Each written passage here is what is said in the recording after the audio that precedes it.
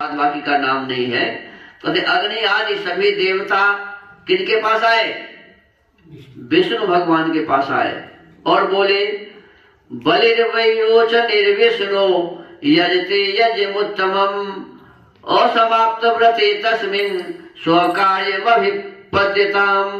कहते सर्वव्यापी परमेश्वर। अब देखो विष्णु जी रह रहे हैं एक आश्रम में। कहाँ रह रहे हैं जी? कहाँ रह रहे हैं? जिस आश्रम का क्या नाम है? सिद्धाश्रम। क्या नाम है? सिद्धाश्रम। और सिद्धाश्रम में रहने वाले विष्णु के पास देवता लोग आए और उनको कह रहे हैं क्या कि सर्वव्यापी परमेश्वर। अरे वो तो है, क्या कहते हैं सिद्धाश्रम में सर्वव्यापी कैसे हुए? जो एक आश्रम में रहने वाला व्यक्ति है वो सर्वव्यापी होगा क्या? हम उसे सर्वव्यापी कहेंगे? यदि सर्वव्यापी जो होगा वो कहां से आएगा और कहां जाएगा? सर्व जगह रहने वाला कहां से आएगा और कहां जाएगा? विचार करने वाली बात है ना। तो यहाँ जो विष्णु, जिस विष्णु की चर्चा है वो सर्वव्यापी नहीं हो सकते, क्योंकि वो तो किसी एक आश्रम में रह रहे हैं, तपस्या कर रहे हैं। तो किसी आश्रम में रह के तपस्या करने वाला व्यक्ति सर्वव्यापी हो सकता है क्या? वह विष्णु कोई आदमी था। वह विष्णु कोई, विष्णु शब्द का अर्थ होता है सब जगह रहने वाला सर्वव्यापी। विष्णु शब्द का अर्थ होता है, अर्थात ईश्वर का भी नाम विष्णु है। ईश्वर का भी नाम विष्णु है। लेकिन इस सिद्धाश्रम में रहने वाले जो विष्णु तपस्या कर रहे थे, ये कोई ऋषि थे, मुनि थे, विद्वान थे। ये कोई सर्वव्यापी ईश्वर नहीं थे। लेकिन ये कह रहे हैं अग्नि आदि देवता सर्वव्यापी परमेश्वर विरोचन कुमार बलि एक उत्तम यज्ञ का अनुष्ठान कर रहे हैं। क्या कर रहे हैं? सभी देवता क्या कह रहे हैं विष्णु जी को? कि विरोचन का जो पुत्र बलि है वो एक बहुत ही अच्छा, उत्तम का मतलब बहुत अच्छा, सबसे अच्छा, तो बहुत ही सुंदर यज्ञ कर रहा है। उनका वह यज्ञ संबंधी नियम पूर्ण होने से पहले ही हमें अपना कार्य सिद्ध कर लेना चाहिए। बताओ ये क्या कार्य सिद्ध करना चाहते हैं? अरे एक भला आदमी, एक आदमी कोई अच्छा काम कर रहा है, यज्ञ कर रहा है, तो ये कह रहा है कि उसके यज्ञ समाप्त हो, पूरा हो, वो यज्ञ उसका सफल हो जाए, इससे पहले ही ये काम कर लेना चाहिए।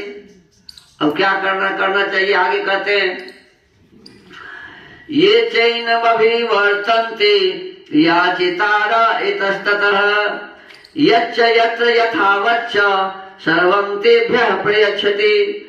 इस समय जो भी याचक इधर उधर से आकर उनके यहाँ याचना के लिए उपस्थित होते हैं, वे गौ, भूमि और सुवर्ण आदि संपत्तियों में से जिस वस्तु को भी लेना चाहते हैं उनको वो सारी वस्तुएं राजा बलि यथावत रूप से अर्पित करते हैं। अब देखो ये तो अच्छी बात है ना जी। देखो कैसा राजा था, ये तो इसमें असुर लिखा हुआ है। ये असुर का काम है क्या? कहते हैं देवता ही कह रहे हैं कि वह बहुत उत्तम यज्ञ कर रहे हैं। पहली बात क्या कर रहे हैं? बहुत उत्तम यज्ञ कर रहे हैं। दूसरी बात कर रहे हैं कि उनके पास जो भी जाता है मांगने वाला, उसको वो गाय देते हैं, भूमि अर्थात जमीन दान देते हैं, सुवर्ण अर्थात सोना दान देते हैं। जितनी भी संपत्तियां हैं जो मांगता है उसको वो देते हैं। तो ऐसा आदमी अच्छा हुआ कि खराब? अच्छा। अरे जो आदमी गाय दान करे, जो आदमी जमीन दान करे, जो आदमी सोना चांदी दान करे, जो अनेक प्रकार की संपत्तियों को दान करे, ऐसे दानी व्यक्ति को असुर कहेंगे क्या? नहीं। राक्षस है ये। ऐसा व्यक्ति राक्षस कहेगा? लेकिन इसमें लिखा हुआ है कि बलि असुर था। विचार करने वाली बात है।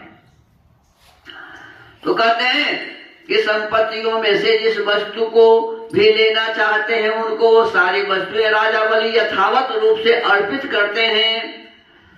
सत्वं सुरहितार्थाय माया योगमुपासितः वामनत्वं गतो विष्णु कुरु कल्याणमुत्तमम्। अतः विष्णु आप देवताओं के हित के लिए अपनी योग माया का आश्रय ले वामन रूप धारण करके उस यज्ञ में जाइए और हमारा उत्तम कल्याण साधन कीजिए। अब बताओ, अब वो बेचारा अच्छा काम कर रहा है और उस अच्छे काम में विघ्न डालने का काम ये देवता और देवता के साथ ही विष्णु भी करेंगे। बताओ, किसी के काम में विघ्न डालना यही तो राक्षस का काम है ना। अरे बलि यज्ञ कर रहा है, लोगों को दान दे रहा है, अच्छा काम कर रहा है, अब कहता है, ये कह रहे हैं कि तुम एक योग माया का रूप धारण करो। माया होता ही है झूठा, माया माने झूठा। तो कहते हैं योग माया का रूप धारण करके बामन बन जाओ, छोटा बन जाओ। बामन का मतलब छोटा बन जाओ और उसके पास जाकर के अब उसके यज्ञ में बाधा डालो। अब क्या बाधा डालो? अब आगे कहते हैं, एतस्मिन्